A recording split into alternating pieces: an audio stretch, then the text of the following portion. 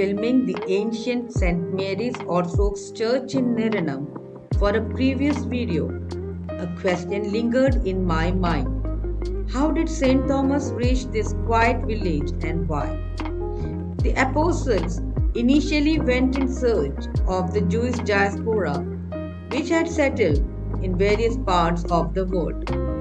Does this mean there was a Jewish settlement in Niranam? Since St. Thomas traveled by ship, did any port exist nearby in ancient times?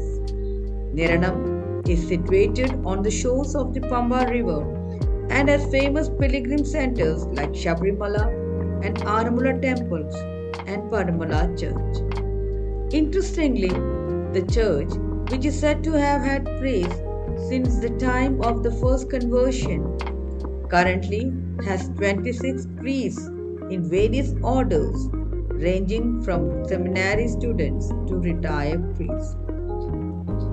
I asked Thomas Philip how Saint Thomas reached Niranam. So Waltz, his name is Waltz. So our people went there, they went to see so many churches, then finally they approached the king, Travancore, and they given the chief of their chief engineer, that is Waltz. So he not come, but he said. Thomas is the former secretary of the church and well versed with the church history. He explained that small ships arrived at nearby ports. St. Thomas is said to have arrived at Thomankadavu, which is 3 kilometers away from the church. ഇവിടുന്ന് at least 3 kilometers. അവിടെ നമ്മുടെ Thomas പുള്ളിയ വന്ന് ആദ്യമായിട്ട് ഇറങ്ങിയ സ്ഥലമാണ്. അവിടെ നമുക്ക് ധ്യാനമന്ദിരമുണ്ട്. To learn more, he said we should visit there. Since it was getting late, we decided to plan a visit to Thomankadavu the next time we returned to Kerala. Regarding the Jewish settlement, he mentioned that on the way to Thomankadavu, there is a place believed to have been a Jewish market. Based on these two pieces of information, I decided to do some research online. An article by Ajit Kumar titled "A Probe to Locate Kerala's Early Historic Trade Emporium of Nelkinda," published in the Journal of the Indian Ocean Archaeology, discusses the search for the ancient port of Nelkinda. The author from the Department of Archaeology, University of Kerala, mentions that Nelkinda was an early historic trade emporium along the Malabar coast of Kerala.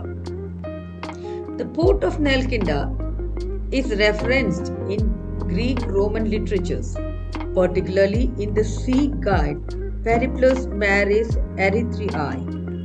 The article concludes that Niranam was the ancient port of Nelkinda. The article, published in 2008, shares many interesting facts about Niranam, which was once a renowned trade emporium visited by Greeks and Roman merchants. Large ships reached this inland riverine port town for both exports and imports.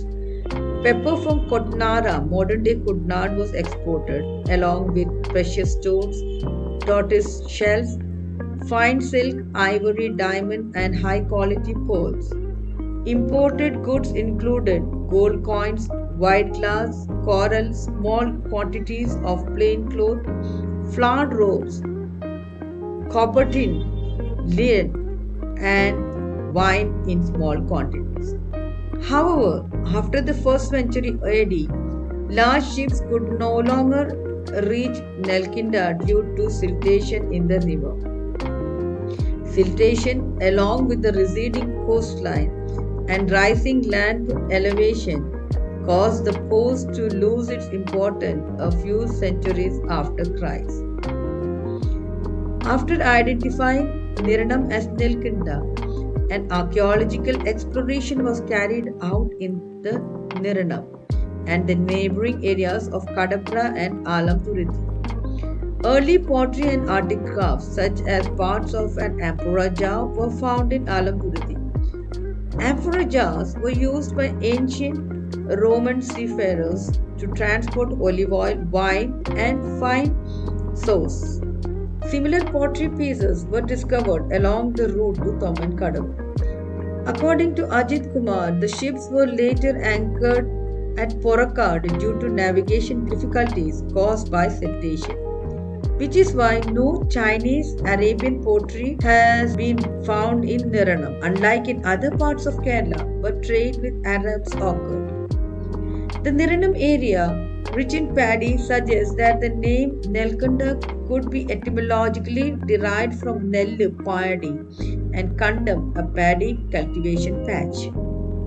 The author also mentions that Nestorians or Syrian Christians and Jews were part of an active trading community in ancient Kerala, meaning Niranam likely had their presence as it was a well known trade city during the early historic period.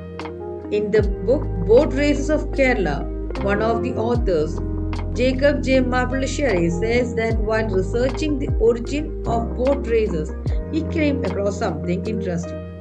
The shifting of the ports westwards owing to the accumulation of silt in the riverbeds and the shorelines. He goes on to say, Automela is a major port described by Megasthenes and earlier by Herodotus in the 5th century BC. My guess is that this is the Aramula port, since geographically both are situated in the same spot. Later, during Jesus' time, the port shifted to Niranam. Niranam too is inland now.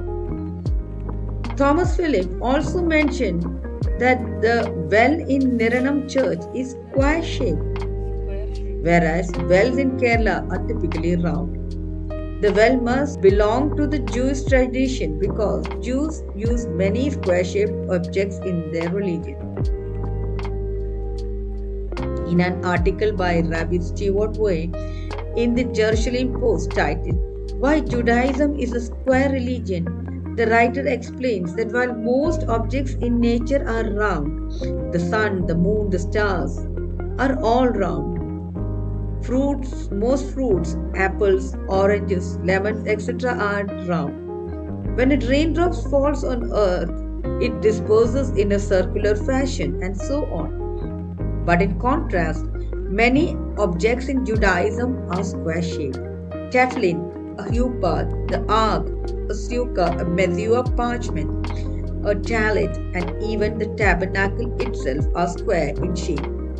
The square, the writer explained, symbolizes the involvement of man, and a square could not have gotten that way without the hand of man being involved. Niranam has experienced periods of rising popularity. In ancient times, the Greeks and Romans came here for trade. In AD 54, St. Thomas also built one of the oldest churches in the world here. Niranam is considered the southernmost of the 64 Nambudiri settlements of ancient Malabar. And from the 14th to the 17th century, the three renowned Kannashan poets hailed from Niranam. They translated and adapted Sanskrit epics and Puranic works for devotional purposes. St. Gregorius of Parimala stayed at the Niranam church for 26 years from 1876 to 1902, and presently the relics of St. Thomas brought from Mosul in Iraq are kept at St. Mary's Church, Niranam. On my right side, you can see this is the relics of St. Thomas, brought from Iraq, Mosul. This one is the relics of St. Thomas.